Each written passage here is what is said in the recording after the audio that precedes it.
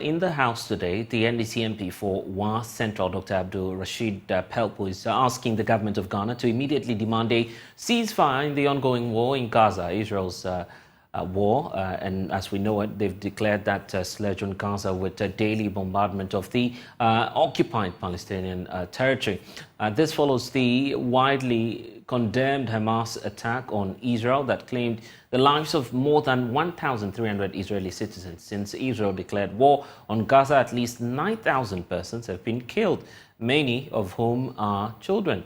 More from Dr. Pelpo shortly, but listen first to the statement from the Deputy Foreign Affairs Minister, Mavis Nkansa-Boadu, denouncing the actions of Hamas and explaining no Ghanaian has been caught in the conflict.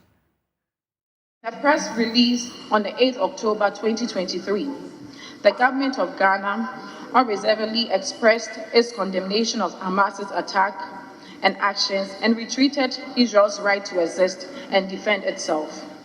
The statement further called on Hamas to withdraw its militants from southern Israel and urged the government of Israel to also exercise restraints in its response to Hamas's attack.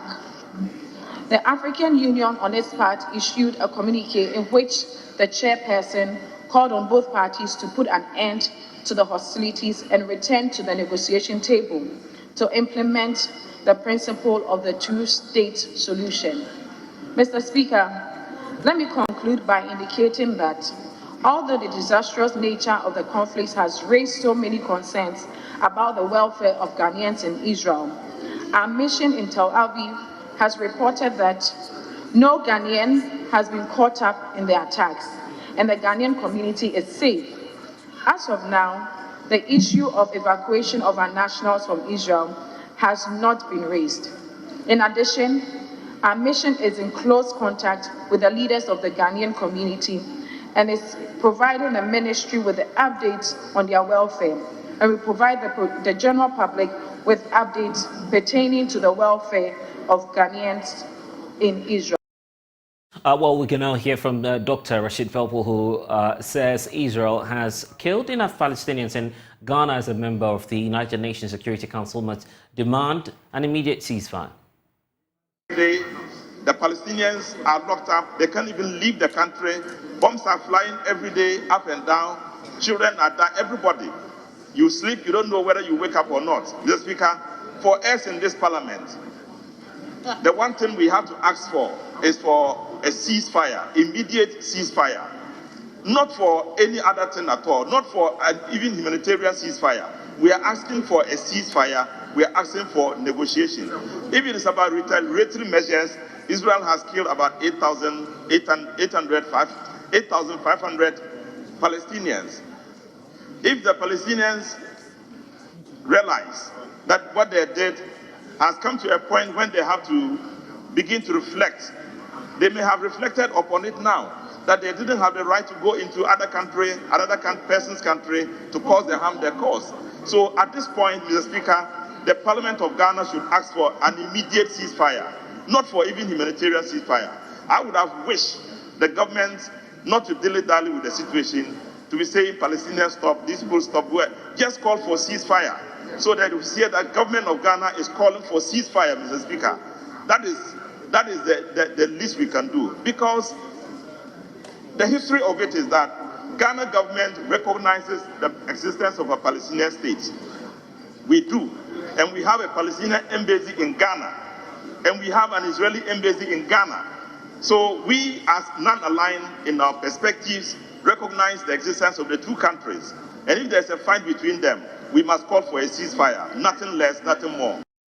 And beyond this, what's been the reaction? Kweku Asante is back with us. Kweku, we know that there's also in this matter a bipartisan condemnation of Israel's action in Gaza, despite the issues surrounding Israel's rights to defend its territory. First, what's been the reaction from the Parliamentary Committee on Foreign Affairs? We know that Samuel Okudzeto-Ablakwa has been commenting on this matter as well.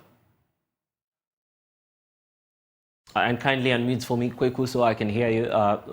If you could just do that for me briefly.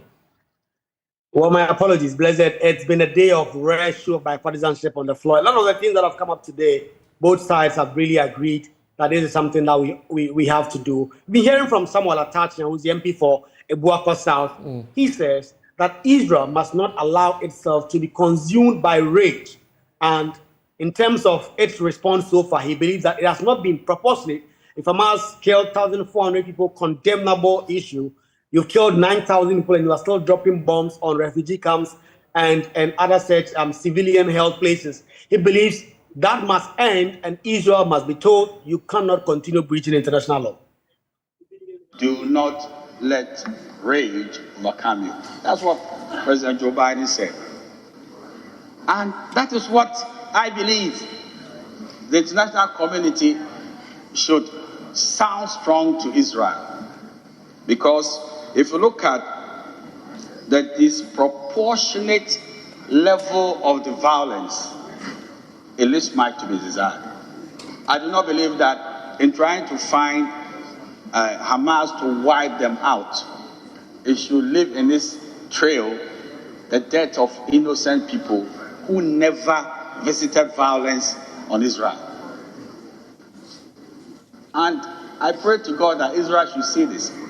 You do not destroy the innocent in the hope that you find the mercenaries or those who did the violence. And that understanding should dawn on Israel.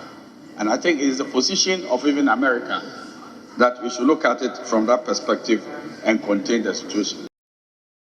More MPs are joining this, including Sylvester Tete. Appears to be the one who even uses some more strong words. He believes that some of Israel's action may amount to war crimes, and he believes that the ceasefire must come in immediately and Israel must end the bombardment of the Gaza Strip. In war, we have to protect and defend the vulnerable wherever you find them. These are civilians, medical professionals, and even people who no longer have the strength to fight.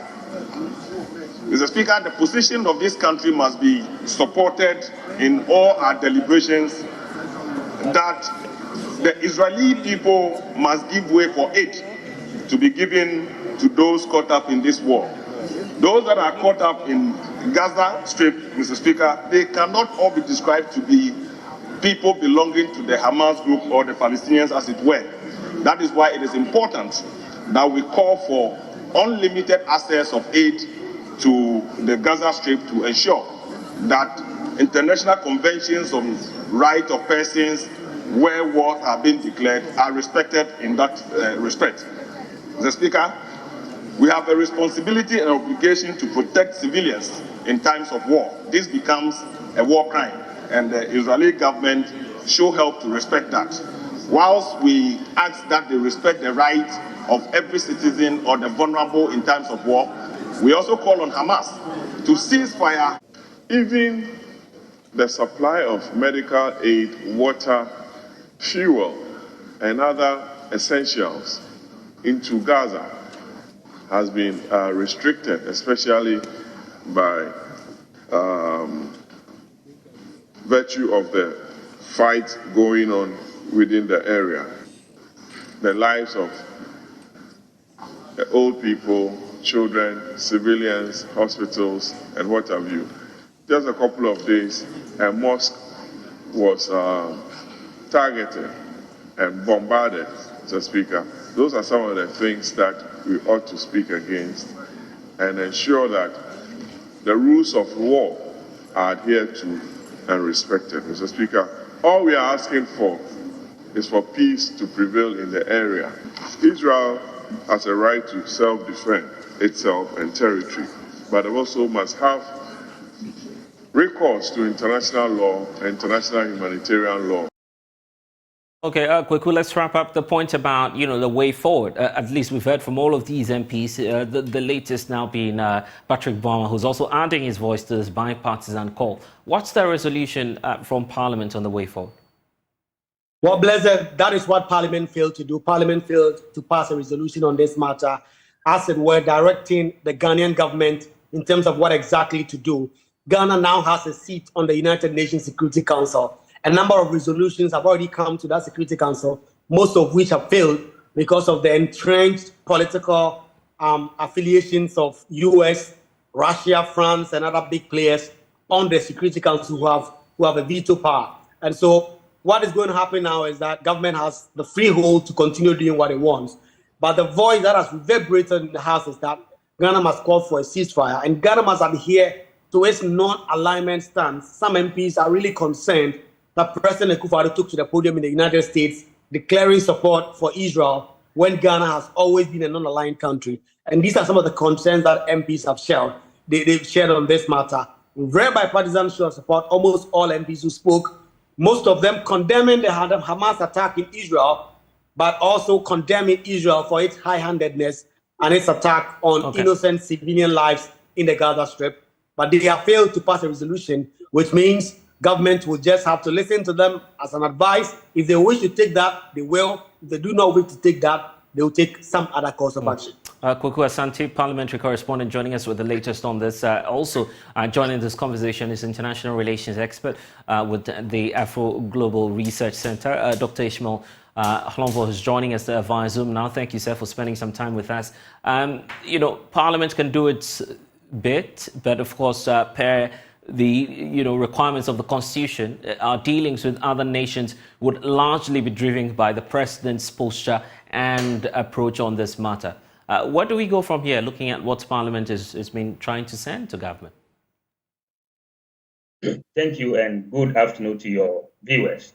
I think it is welcoming that at the end, Parliament is beginning to make some discussions of this matter.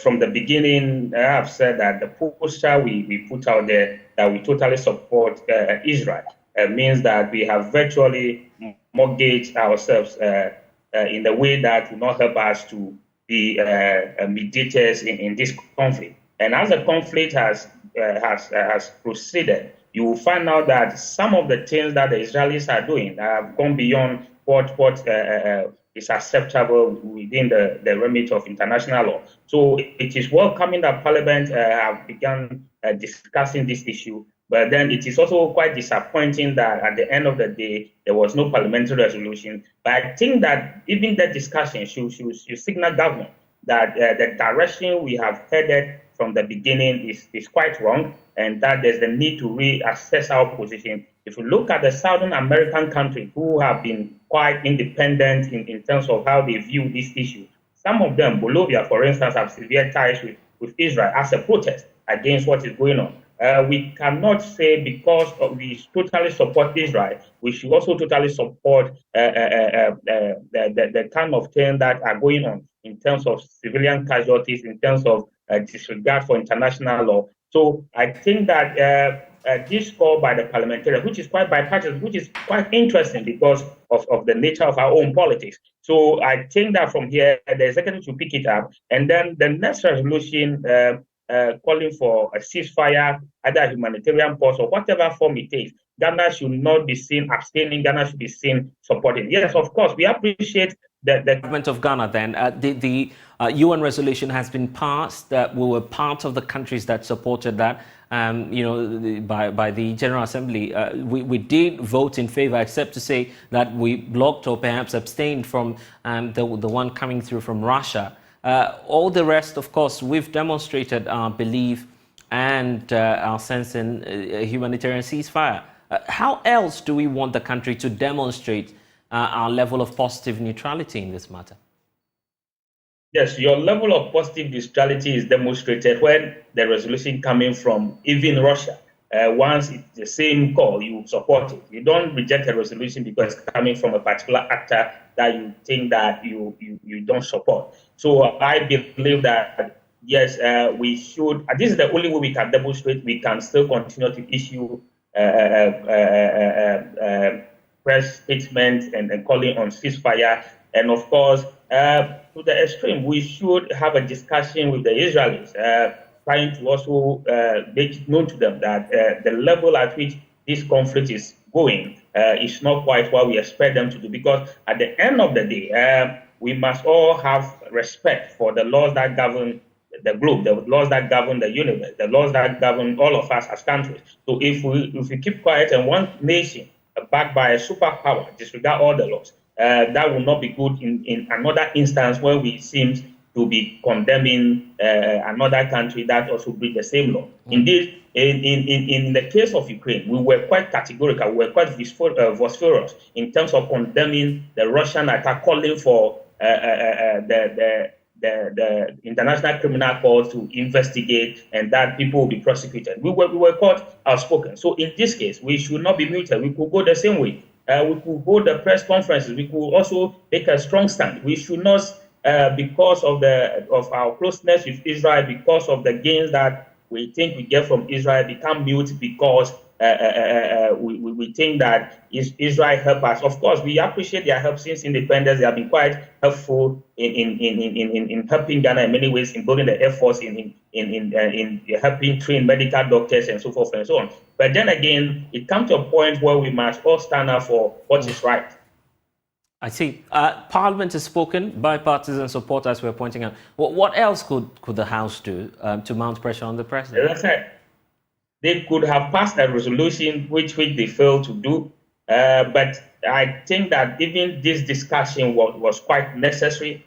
And so maybe they could still engage the executive in other forums to try and see how they can influence. Of course, some of the members of parliament are also members of the executive. They are also cabinet ministers. And so maybe they will have to use some contacts within cabinet to influence how the executive proceed in terms that we may gradually become stronger in opposing the kind of action Israel is taking, because particularly in relation to civilian casualties, in relation to bombing of places that naturally within war, those are considered safe havens for people to run to.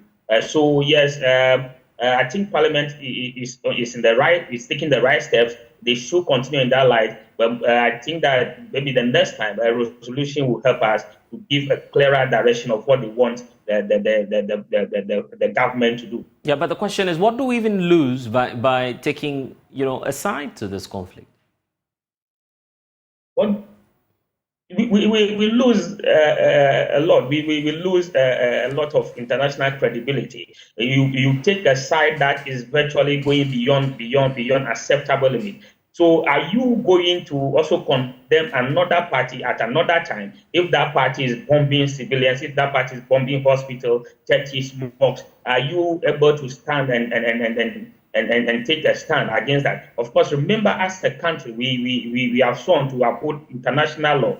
We have also sworn to ensure a just and equitable world order. A just and equitable world order will not come by a country committing this level of atrocity on civilians, and we will be mute. We must have our voices heard. We must it must be known that Ghana stands in this, because we have a quite established principle that since independence we have adhered to. We were never scared to state our position when we feel that the order is going wrong. So if we believe in international law, if we believe in the rule of law, if we believe that in terms of war, civilians should not be targeted, then of course we should have our voices heard. We should not just be mute, because if you keep mute, it means that you are supporting what is going on. It is, and of course, as a country, as I said, this war has a religious connotation, and therefore, as a country, we should be seen doing things in the way that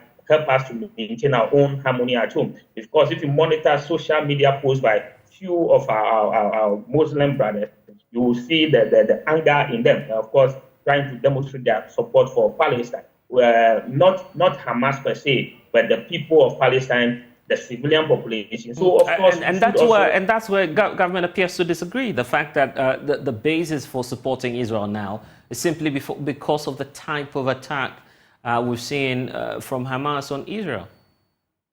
That type of attack is also not because Hamas just stood up one day and decided to attack. If you look at the Israeli government, you look at the composition of that government, a government made up of Zionist parties, a government, that coalition government is built by far-right Israeli political actors. And of course, look at their decision to expand settler homes in the West Bank. All these are provocation to Hamas and to other groups in that region. If you look at the number of incursions into West Bank and other areas throughout the course of this year, then you understand that at a point, Hamas and other groups will retaliate. So we must not only look at it like the 7th of October is the trigger. There have been precursors to this conflict. Of course, Israel has acted in a way that has also pushed them to kind of attack. Of course, I'm not holding brief from Hamas because they will also find a way to attack Israel. But if you look at from June, of course, it was clear that at a point these groups will be forced to retaliate for some of the things that the Israelis are doing. For instance, where they are expanding on settler homes in the West Bank, for instance, where they are evicting Palestinians from their home in East Jerusalem. These actions, which are quite contrary to international law, will always provide the pretext for somebody to engage in the kind of attack that Hamas had engaged in on the 7th of October. And therefore, in responding to this, then it begs the question, is it just the 7th October attack, is it just being used as a pretext to undertake a total wiping out of the Palestinian population? Because as of now, if you have about 10 terrorists hiding in a refugee camp, is it significant for you to bomb the refugee camp?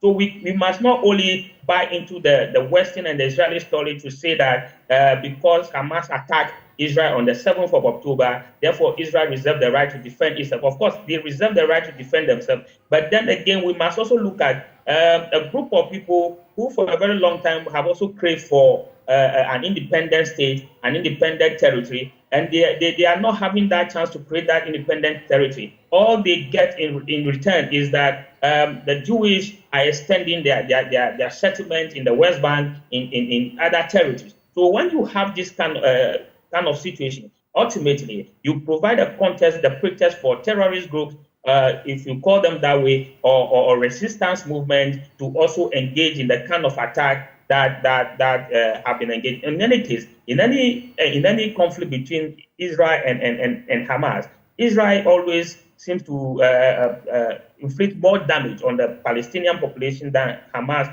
could ever manage to do. So what we are saying is that, yes, of course, you have actually retaliated, you have actually done some damage, but then you need to consider that there's a civilian population. That civilian population under international law needs some protection. Unless we are able to come to a situation where we have what we call the two-state solution, indeed, this conflict will not have an end, because as people of Palestine, who were once majority in the territory that we are currently calling Israel and Gaza and West Bank, who, because of the refusal to accept the two-state solution in 1947, happened to be thrown out of their homes because of the war that the Arabs launched on Israel, and Israel ending up extending its territory. They will always also want to have their own state. So if you continue to expand your territories into areas that under international law are seen as Palestinian territory, then you are virtually chasing them out of their homeland. If you continue to chase them out of their homes, then you must also to get to a point where they have to retaliate. I see. Interesting days ahead. We'll wait to see what the president would have to say about this. Grateful, Dr. Ishmael, for spending some time with us here on the polls. And more reaction has been greeting this. In fact, in Parliament, just as we depicted, MPs calling on the president to redress our posture on the international stage. The reason for which, of course, we've been seeking some answers, but government says its position on this latest Israeli war on Hamas, the stance has not changed. We've been speaking to Kwabena Osei-Dankwa, Ghana's ambassador at large, and also a special advisor to the Minister for Foreign Affairs and Regional Integration. He's been telling us why government is adopting the stance it is adopting now. Now, going back to Israel and Palestine, right? Ghana's position on that issue has not changed. You know, we've always supported the two-state solution based on secure and recognized borders for Israel and the Palestinians. The recognized leadership of Palestine is the Palestinian Authority. Now, so when we've made statements since 7th October, it is in recognition of the fact that the group that triggered the current situation is Hamas. And Hamas, I think the kindest way to describe what they did on 7th October in southern Israel is heinous. A barbaric attack on civilians, you know, burning people alive, slitting the throats of individuals, including children, babies. And I actually saw a video which was played in the General Assembly Hall, I think 2 days ago, during the emergency special session, where two of the militants were trying to decapitate a guest worker from Thailand. You know, I mean, it's just inhuman what happened. And so Ghana made an expression of humanity. You can't see these things and not condemn them, and therefore condemn the actions of Hamas. But we did not just do that. We did not say that because of that Israel had the right to defend itself. We called on Israel to exercise restraint, and we also called for a resumption of the talks towards the two-state solution. Now, since then, of course, Israel has also launched attacks on Gaza, and Ghana has been in the forefront in the Security Council in calling for humanitarian pauses, and also now for a humanitarian corridor. But that, I'm afraid that call is coming rather late, isn't it? When many say that we missed a number of opportunities at demonstrating to the world that indeed we're interested in the humanitarian crisis. We're speaking to Emmanuel Bombande, the former Deputy Foreign Minister, a couple of days ago, who says that positive neutrality posture was at its lowest when we failed to support Russia, when it tabled a resolution asking for a humanitarian ceasefire in the region. Do you take responsibility that indeed the view we have is quite obscured on this matter? We're turning a blind eye to what's happening on the Gaza Strip. I'm afraid he's wrong. I don't think the issue of positive neutrality is what is at stake. What happened in the Security Council was that we were, right at the beginning, we started consultations towards a resolution under the presidency of Brazil. Because Brazil is the president of the Security Council for this month. And Brazil put forward a draft, and there was a consultation around that draft. That's the procedure of the council. Russia put forward its resolution, which was not consulted.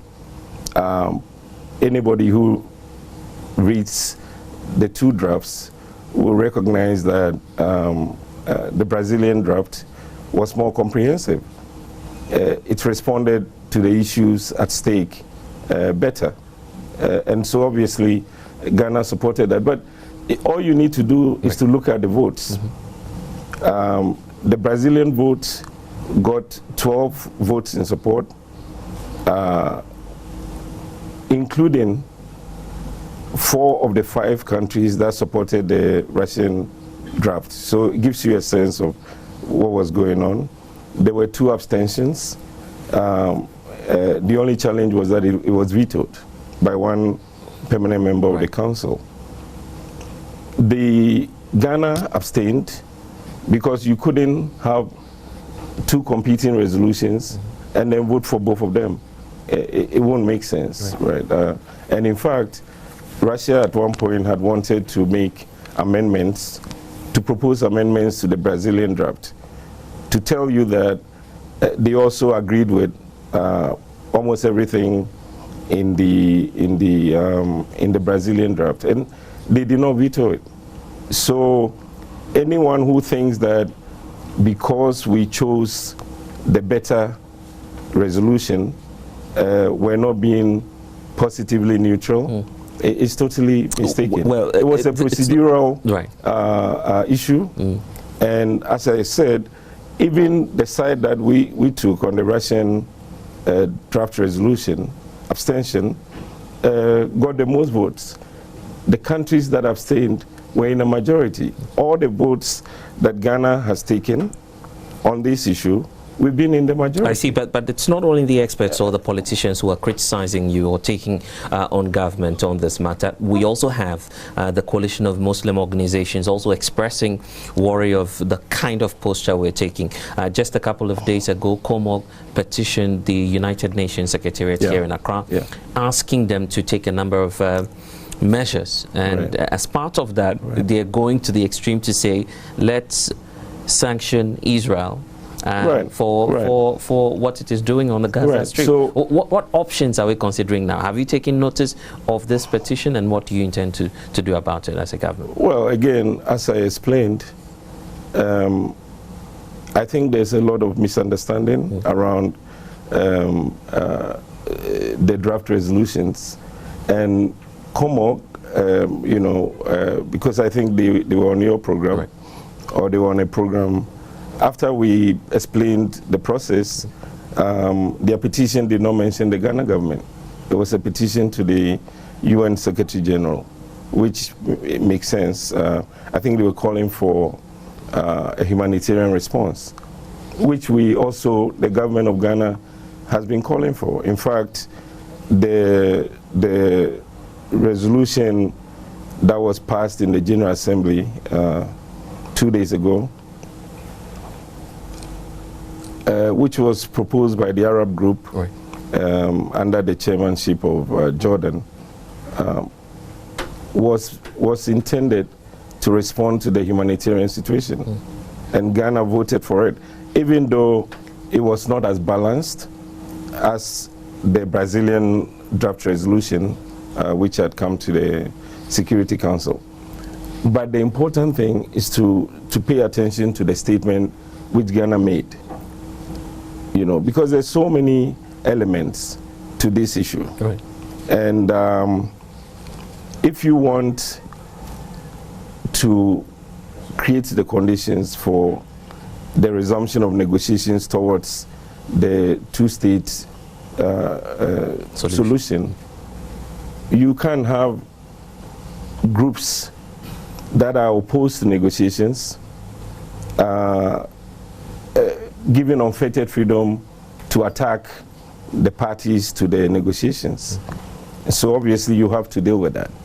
But one of the elements also is the religious aspect, and while this war may be remote from our territories, the fear is that there's a possibility of a ripple effect spreading through the world and also Ghana. The point about how the country may be divided along religious lines, given the war going on in the Middle East. Are you mindful of the possible threats to national security, and what are you doing to de-escalate tension in that manner? Blessed, this is also one of the misunderstandings of the situation.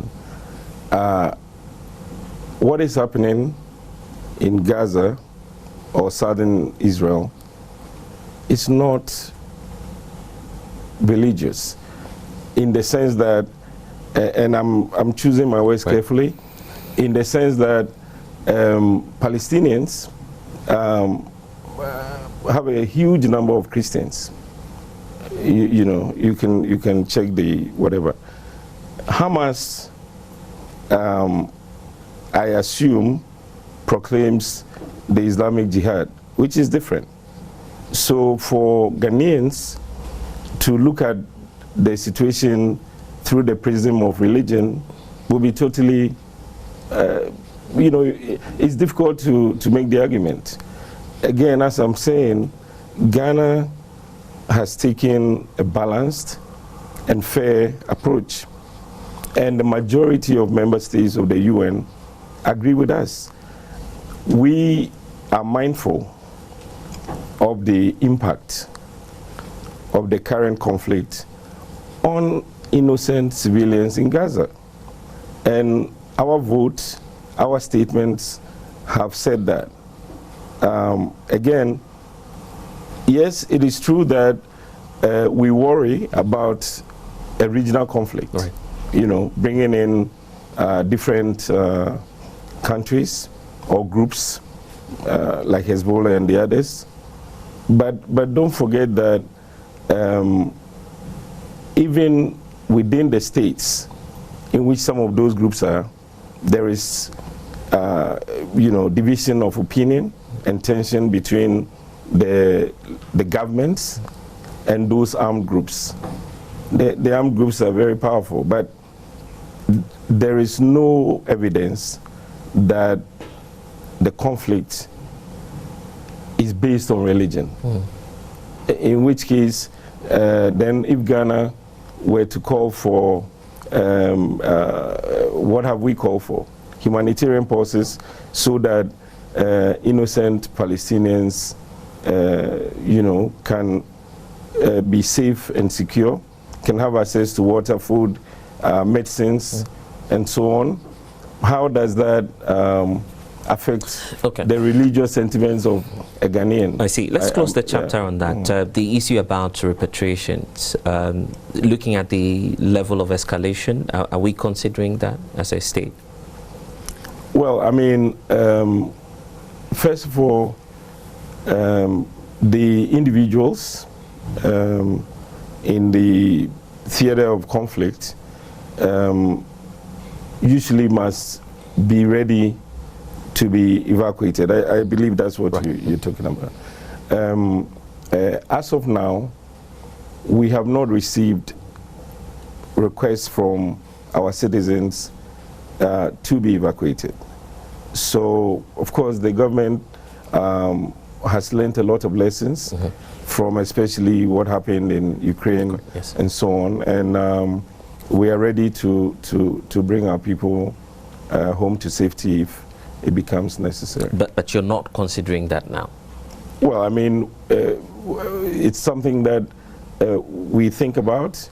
But again, as I said, you know, there was something people said was a fake video of Ghanaians in Gaza. Yes, you know, I've seen that video too. And so, of course, we were very much concerned. And this also says something about the environment that we live in, with disinformation and you know, all kinds of weaponized use of social media platforms. So you say we were worried. These were not Ghanaians? Is that what your assessment is telling you? We went to great lengths. Okay, right. Because, of course, we were concerned.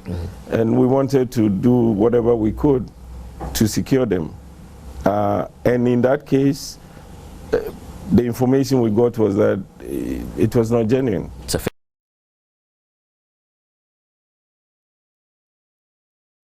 And there's more with Ambassador Osei Dankwa, who speaks to us later on Foreign Affairs this weekend. You'd want to catch a full conversation, also bordering on some other matters of international concern. You're watching The Pulse here on the Joy News channel. We're taking a break, but we're also looking up ahead to that contest between four individuals who are slugging it out for the presidential primaries of the New Patriotic Party. There's a warning coming through from the Ashanti Regional Security Council. We'll talk about that, plus tell you what the party has been up to in the early parts of today.